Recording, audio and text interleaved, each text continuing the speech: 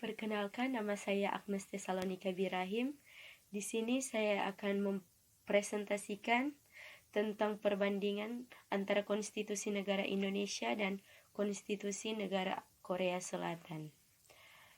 Konstitusi mengandung norma-norma hukum yang membahas tentang kekuasaan pada suatu negara yang menyangkut secara keseluruhan dari ketentuan-ketentuan dasar atau hukum dasar. Konstitusi Negara Indonesia adalah Undang-Undang Dasar Negara Kesatuan Republik Indonesia tahun 1945.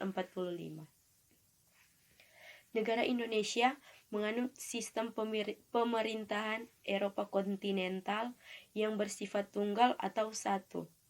Yang dimaksud dari bersifat tunggal ini adalah konstitusi yang dipakai adalah bersifat keseluruhan atau tidak hanya berlaku di suatu wilayah tertentu, melainkan berlaku di seluruh bagian dari negara Indonesia, terkecuali di daerah atau wilayah yang memiliki peraturan khusus yang sudah ditetapkan oleh negara.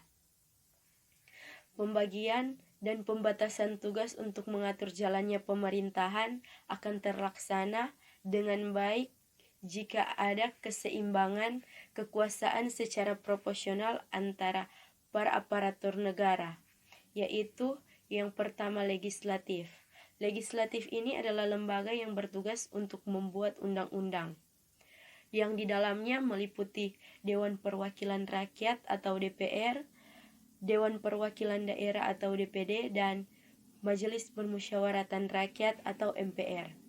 Yang kedua adalah eksekutif. Eksekutif ini adalah lembaga yang bertugas untuk menerapkan atau melaksanakan undang-undang, yang di dalamnya meliputi presiden, wakil presiden, beserta dengan menteri-menteri yang bertugas untuk membantunya. Yang ketiga, yudikatif.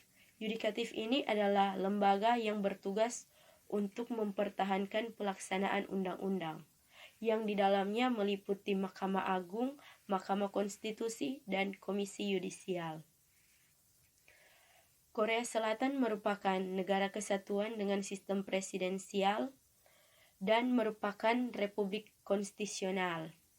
Konstitusi dari negara Republik Korea Selatan adalah Undang-Undang Dasar Korea Selatan, dan itu merupakan hukum dasar tertulis dari negara Korea Selatan.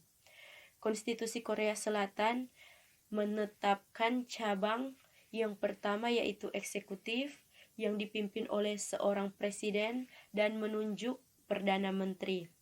Yang kedua, legislatif unikameral yang disebut dengan Majelis Nasional.